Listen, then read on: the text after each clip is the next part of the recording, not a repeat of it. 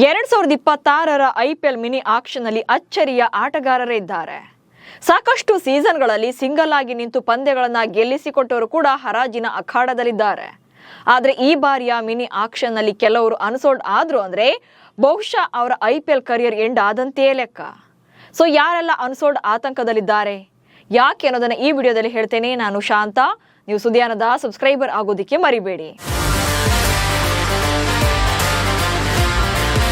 ಅಬುದಾಬಿಯಲ್ಲಿ December 16ರಂದು ನಡೆಯಲಿರುವಂತಹ IPL mini action ಮೇಲೆ ಎಲ್ಲರ ಕಣ್ಣಿದೆ.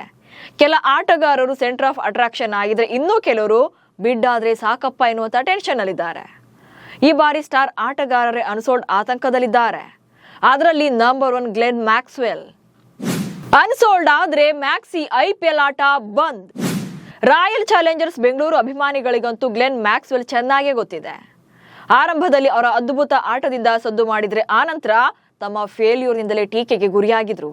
2024ರ IPL ಬಳಿಕ RCB ಇಂದ ರಿಲೀಸ್ ಆದ್ಮೇಲೆ ಪಂಜಾಬ್ ತಂಡ ಸೇರಿಕೊಂಡಿದ್ರು. ಆದ್ರೆ 2025ರ ಐಪಿಎಲ್ ನಲ್ಲಿ ಪಂಜಾಬ್ ಪರವೂ ಕೂಡ ಬಿಗ್ ಇನ್ನಿಂಗ್ಸ್ ಬರಲೇ ಇಲ್ಲ. 2024ರಲ್ಲಿ RCB ಪರ 53 ರನ್ಗಳನ್ನ ಕಲೆ ಹಾಕಿದ್ದ ಮ್ಯಾಕ್ಸಿ 2025ರಲ್ಲಿ ಪಂಜಾಬ್ ಪರ 48 ರನ್ ಗಳಿಸೋಕಷ್ಟೇ ಸಾಧ್ಯವಾಗಿತ್ತು. ಇತ್ತೀಚಿನ ದಿನಗಳಲ್ಲಿ ಬಂದ ಪುಟ್ಟ ಹೋದ ಪುಟ್ಟ ಎನ್ನುವಂತೆ ಆಡ್ತಿದ್ದಾರೆ. ಹೀಗಾಗಿ ಆಸ್ಟ್ರೇಲಿಯಾದ ಈ ಸ್ಟಾರ್ ಆಲ್ರೌಂಡರ್ ಮ್ಯಾಕ್ಸಿ ಮೇಲೆ ಬಿಡ್ ಮಾಡೋಕೆ ಫ್ರಾಂಚೈಸಿಗಳು ಹಿಂದೆ ಮುಂದೆ ನೋಡ್ತಾ ಇವೆ. ಹಾಗೇನಾದ್ರೂ ಈ ಸಲ ಸೇಲ್ ಆಗದೆ ಇದ್ರೆ ಐಪಿಎಲ್ ಆಟ ಬಂದಾಗಬಹುದು. ಫಾಫ್ ಡುಪ್ಲೆಸಿಸ್ ಮೇಲೆಯೂ ನಿವೃತ್ತಿ ತೂಗುಗತ್ತಿ. ಇನ್ನು 3 ವರ್ಷಗಳ ಕಾಲ ರಾಯಲ್ ಚಾಲೆಂಜರ್ಸ್ ಬೆಂಗಳೂರು ತಂಡವನ್ನ ಮುನ್ನಡೆಸಿದ್ದ ಫಾಫ್ ಡುಪ್ಲೆಸಿಸ್ ಕೂಡ ಮಿನಿ ಹರಾಜಿನಲ್ಲಿದ್ದಾರೆ. ಆದ್ರೆ ಬಿಡ್ ಆಗೋದು ಅನುಮಾನ ಇದೆ. 41 ವರ್ಷದ ಡುಪ್ಲೆಸಿಸ್ 2024ರ ಆವೃತ್ತಿಯಲ್ಲಿ ಬೆಂಗಳೂರು ತಂಡವನ್ನ ಪ್ಲೇ ಆಫ್ಗೆ ಮುನ್ನಡೆಸಿದ್ರು. ಹಾಗೆ ತಂಡದ ಪರ 438 ರನ್ಗಳನ್ನ ಕಲೆ ಹಾಕಿದ್ರು. ಬಟ್ ಕಳೆದ ಆವೃತ್ತಿಯಲ್ಲಿ ಡೆಲ್ಲಿ ಕ್ಯಾಪಿಟಲ್ಸ್ ಪರ 202 ರನ್ಗಳನ್ನ ಮಾತ್ರ ಗಳಿಸೋಕೆ ಸಾಧ್ಯವಾಗಿತ್ತು. ಅದು ಅಲ್ಲದೆ ಡುಪ್ಲೆಸಿಸ್ಗೆ 41 ವರ್ಷ ವಯಸ್ಸಾಗಿದೆ. ಸೊ ಭವಿಷ್ಯದ ದೃಷ್ಟಿಯಿಂದ ಫ್ರಾಂಚೈಸಿಗಳು ಬಿಡ್ ಮಾಡುವಂತ ಚಾನ್ಸಸ್ ಕಡಿಮೆ ಇರುತ್ತೆ. ಹಾಗೇನಾದ್ರೂ ಅನ್ಸೋಲ್ಡ್ ಆದ್ರೆ ಐಪಿಎಲ್ಗೆ ನಿವೃತ್ತಿ ಘೋಷಣೆ ಮಾಡುವಂತ ಸಾಧ್ಯತೆ ಇದೆ.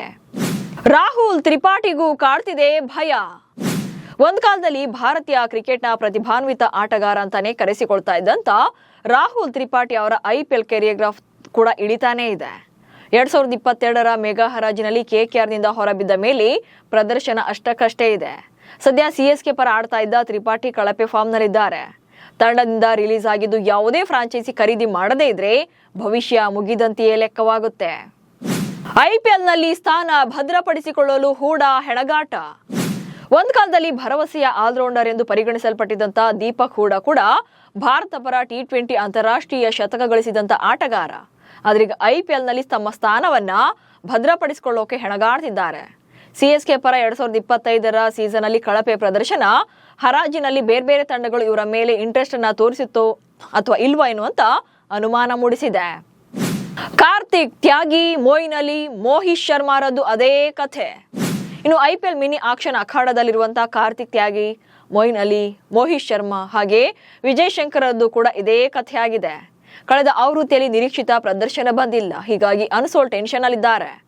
ಒಟ್ನಲ್ಲಿ ಒಂದು ಕಾಲಕ್ಕೆ ಸ್ಟಾರ್ ಆಟಗಾರರಾಗಿ ಪಂದ್ಯದ ದಿಕ್ಕನ್ನೇ ಬದಲಿಸುವ ಸಾಮರ್ಥ್ಯ ಇದ್ದವರು ಈಗ ಯಾವುದಾದ್ರೂ ಟೀಮ್ ಸೇರಿಸಿಕೊಂಡ್ರೆ ಸಾಕು ಎನ್ನುವಂತ ಲೆವೆಲ್ಗೆ ಬಂದಿದ್ದಾರೆ. ಸೊ ಇಷ್ಟು ಆಟಗಾರರ ಪೈಕಿ ಈ ಬಾರಿಯ ಮಿನಿ ಹರಾಜಿನಲ್ಲಿ ಯಾವ ಆಟಗಾರ ಅನ್ಸೋಲ್ಡ್ ಆಗುವಂತ ಸಾಧ್ಯತೆ ಇದೆ ಅನ್ನೋದನ್ನ ಕಮೆಂಟ್ಸ್ ಮೂಲಕ ತಿಳಿಸಿ. ಹಾಗೆ ಸುದ್ದಿಯನ್ನು ಫಾಲೋ ಮಾಡಿ. ನಮಸ್ಕಾರ.